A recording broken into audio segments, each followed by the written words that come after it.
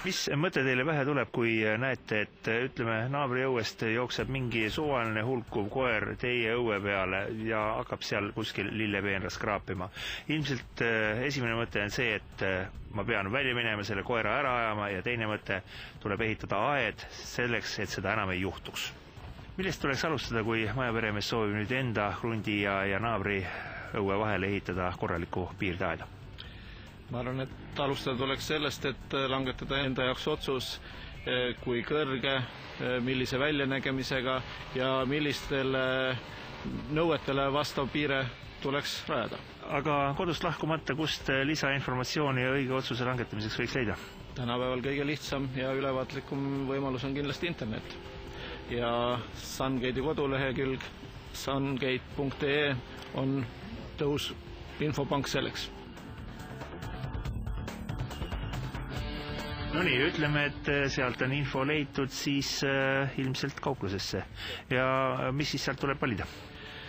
Tuleb valida postid, kaldtoed nende kinnitamiseks, võrk ja kinnitusvahendid. Võrke on mitmeid sorti, kuid soovitame siiski kasutada keevisvõrku ja majadevahelise piirdeaiana oleks kõige ratsionaalsemad vast niisugused 2,2–2,5 millimeetri paksusest traadist rohelised PVC-kattega keevisvõrgud. Millised tööriistu peremees vajab? Enamus töödeks vajalikku asju on tal ilmselt kodus juba olemas.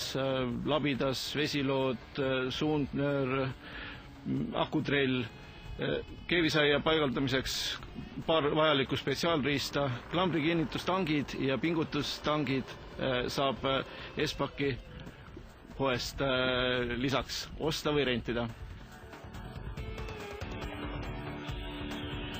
No nii, ja nüüd materjal kodus, mis on esimene töö?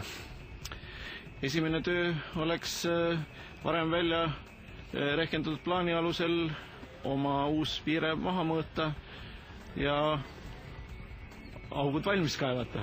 Aukude vahe on orienteeruvalt 2,5–3 meetrit ja soovitame ühe sirge osas teha postid ühtlase sammuga, nii et ta iseenesest jääks siis sinna piiridesse. Ja auku kaevamisel oleks oluline, et posti vundament ulatuks külmumispiirini. Eesti tingimustes oleks optimaalne 70–100 sentimeetrit. Kui suur see auk peaks olema? Kas ei kõlba sellest, et lööme lihtsalt posti maasse ja kogu lugu? Piisav betoonpadi sinna ümber, sellest ei teki, sellepärast soovitame auku läbimõõduga 30 sentimeetrit.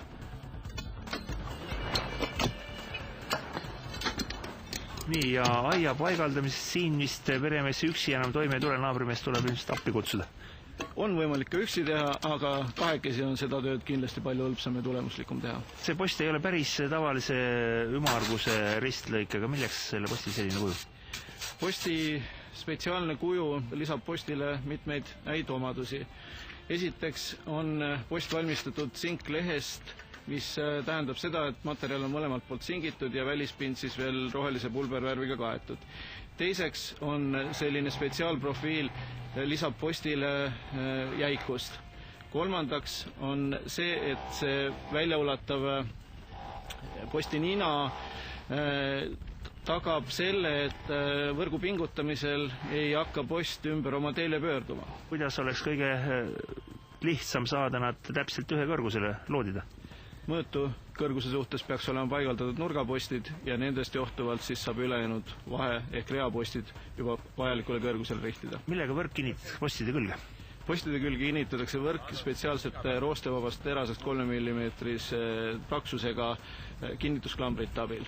Ja klambrite tihedus peaks olema niimoodi, et nurgapostidel iga 10 sentimeetri tagant, reapostidel iga 20 sentimeetri tagant. Aga seda aiavõrku niimoodi täiesti trimmi pingutada minu meelest see on praktiliselt võimatu. Seda ei olegi esialgu vajalik teha. Pärast seda, kui aia sirge osa on võrk täies ulatuses paigaldatud ja nurgapostide külge kinnitatud, siis pingutustangidega pingutatakse horisontaaltraatides olev laine, vajutatakse sügavamaks ja selle läbi tõmbub kogu võrk rohkem pingule. Kui palju sellisest keevisvõrgust tehtud aed nüüd ka vastu peab? Õige materjalivaliku ja korrektsete töövõtete puhul annavad erinevate materjalide tootjad 10–15 aastat selleks garantii ajaks.